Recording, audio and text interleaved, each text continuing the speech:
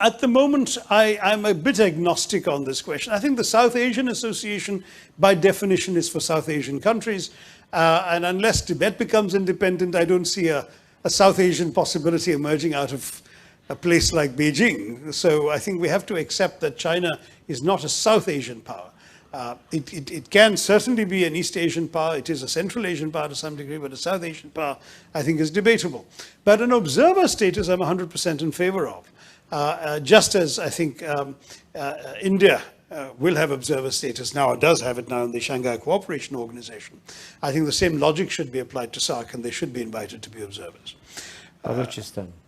Balochistan. Now, on that one, the position taken by my party was that it is not customary for us to refer to the internal disputes of other states, simply because we have always taken the position that we don't interfere in other countries' internal affairs, and that for the fact that Pakistan refers to our internal affairs in its speeches is something that is condemnable, not worth imitating. That's, broadly speaking, why some Congress Party spokesmen have criticized this. I would go a little beyond that. I think that point is fair. I think it's one of these issues where there are good arguments on both sides. I think that point is a very fair one.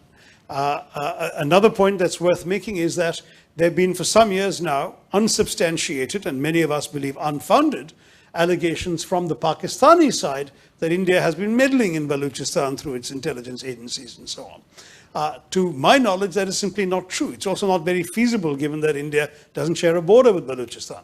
So by seeming to elevate the issue to a prime ministerial speech, it may unnecessarily give fodder to the conspiracy theorists who have already been attacking India for something that it believes it hasn't done. So why are we weakening our own defense in this area? That's a second objection.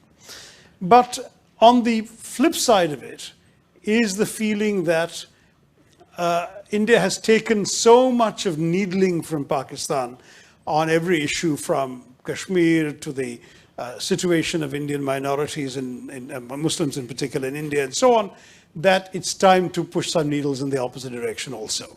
And now you may say that this, what we in India call tu meh, should not be worthy of a prime ministerial discourse. That's another debate. But you can understand the reason why perhaps as many Indians applauded this reference as objected to it on the ground.